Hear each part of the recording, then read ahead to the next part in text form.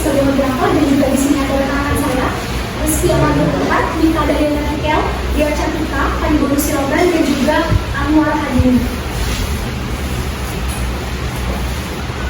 Di sini kami akan menyampaikan beberapa materi yaitu terkait pengertian, ciri-ciri, tujuan, kegunaan, dan juga model dari teknik analisis kualitatif. Kita mulai dari materi pertama yaitu pengertian dari analisis data kualitatif. Menurut Bogdan dan juga Bickel tahun 1982, analisis data kualitatif itu adalah sebuah upaya yang dilakukan dengan jalannya bekerja sebuah data. Data itu bisa kita organisasikan, kita dapat memilahnya, dan juga menjadi satuan yang dapat kita kelola. Kita juga dapat mensintesiskannya, mencari dan juga menemukan apa yang paling penting dan juga dapat apa yang kita pelajari dari analisis data kualitatif tersebut. Dan setelah itu kita dapat memutuskan, dapat kita ceritakan apa hasil dari analisis data kualitatif itu dan kita ceritakan kepada orang lain. Next. Di sini kami juga memiliki beberapa ciri-ciri dari penelitian kualitatif, yaitu ada lingkungan alami yang dimana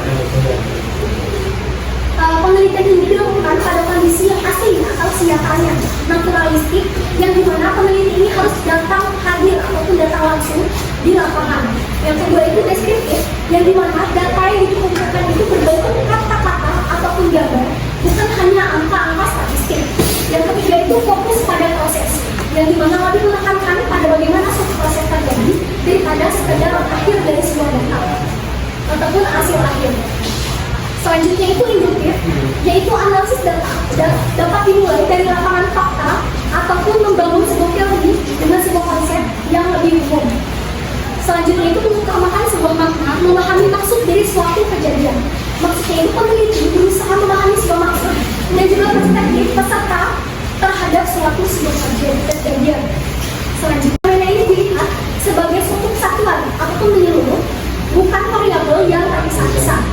Yang terakhir, dinamis dan juga empati, yang dimana itu proses penelitian itu bersifat fleksibel dan dapat berkembang sesuai dengan temuan di lapangan. Selanjutnya, materi akan disampaikan oleh rekan saya. Terima kasih. Baik, selanjutnya kita mengikuti kepada penelitian kualitatif. Tujuan penelitian kualitatif ini terdapat ada di pendekatan. Pertama itu pendekatan deskriptif eksplorasi, yang dimana pendekatan ini menguji fenomena baru atau fenomena yang baru sedikit diketahui untuk menemukan tema-tema yang bermakna menurut partisipasi pengembangan konsep, model atau sebagai studi detail yang berguna bagi penelitian lebih lanjut.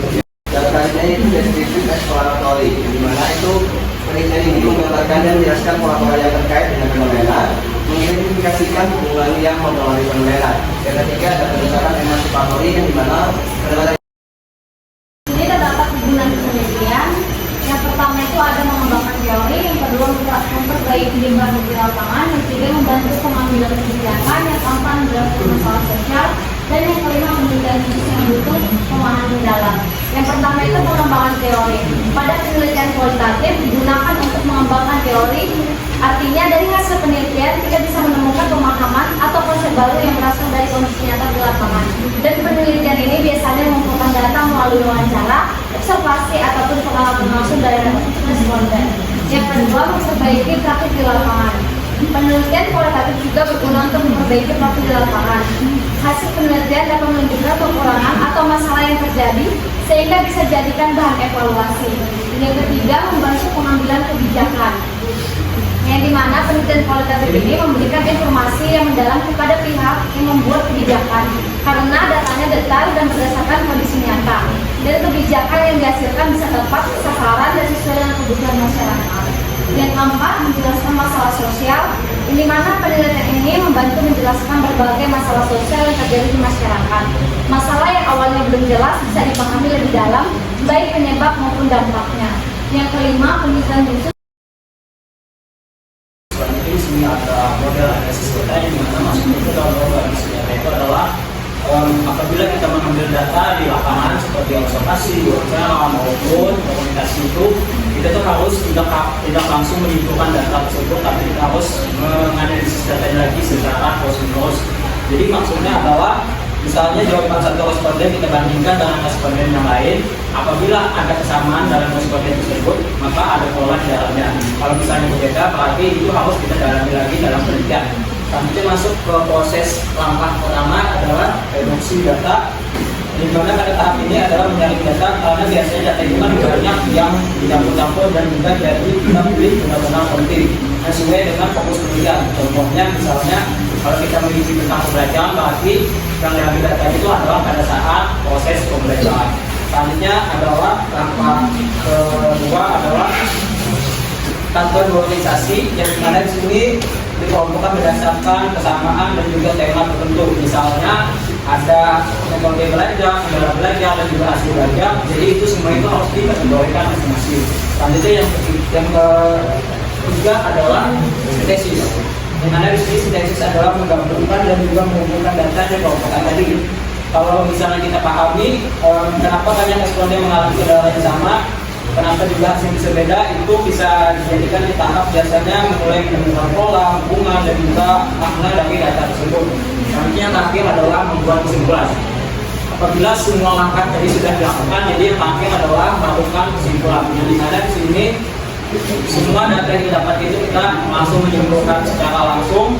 Tapi penting juga dalam kesimpulannya dicek lagi dengan data yang sudah ada supaya enggak hasilnya itu diambil dari kesimpulan dan juga itu bisa dipercaya. Jadi kesimpulannya dari model kebangkitan kita ini adalah membandingkan data secara terus-menerus dan juga kita langsung mengambil datanya secara langsung. Jadi harus mengambil data itu secara terus-menerus. Selanjutnya buat dari kami dibagikan.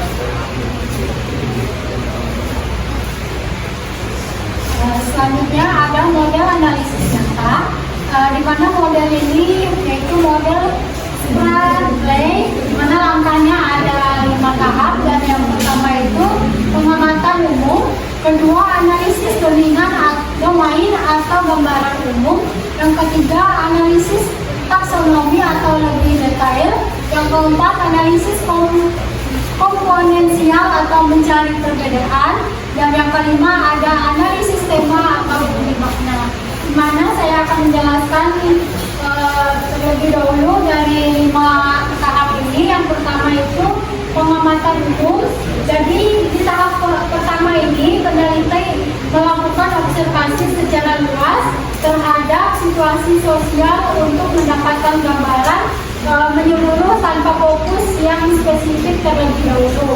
Dan yang kedua itu analisis domain, itu merupakan proses identifikasi kategori-kategori besar ataupun kecil yang disebut domain yang ada dalam situasi sosial tersebut untuk memperoleh gambaran umum.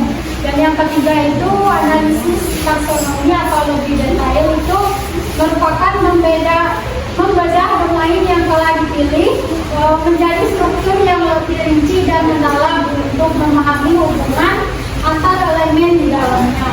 Dan yang keempat itu analisis komponensial atau mencari perbedaan, di mana mencari perbedaan atau kontras antar elemen dalam satu kategori untuk menemukan ciri khas masing-masing komponen. Dan yang kelima itu tentang analisis tema atau inti makna, merupakan integrasi hasil analisis sebelumnya untuk menemukan benang merah atau inti makna yang menyatukan seluruh domain menjadi sebuah budaya atau fenomena. Materi selanjutnya saya serahkan kepada rekan saya.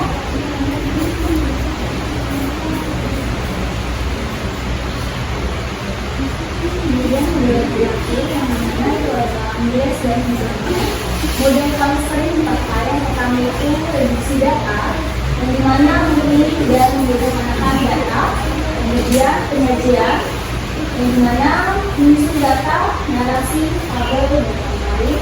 Kemudian yang terakhir pasti ada kesimpulan dari verifikasi, menarik dan menaikkan kesimpulan. Sekian presentasi dari kami kelompok 5. Di sini kami memiliki kesimpulan yaitu teknik analisis data kualitatif adalah sebuah proses mengolah data secara bertahap untuk menemukan sebuah makna dari data yang kita kumpulkan. dimulai dari revisi data, memilih dan menyederhanakan data penting, penyajian data, menyusun data agar mudah dipahami, hingga mengaitkan kesimpulan. Dalam praktiknya, teknik ini bisa menggunakan beberapa model, seperti perbandingan tetap, membandingkan untuk mencari persamaan dan juga perbedaan, model Faraday, analisis bertahap, dari umum ke inti makna, dengan model Miles dan juga Goodman, reduksi dan juga penyajian dan juga kesimpulan. Intinya, teknik ini membantu peneliti memahami semua data secara lebih mendalam, sistematis dan juga terstruktur. Sekian dari kami, kelompok 5, kurang lebih mohon maaf. Wassalamualaikum warahmatullahi wabarakatuh.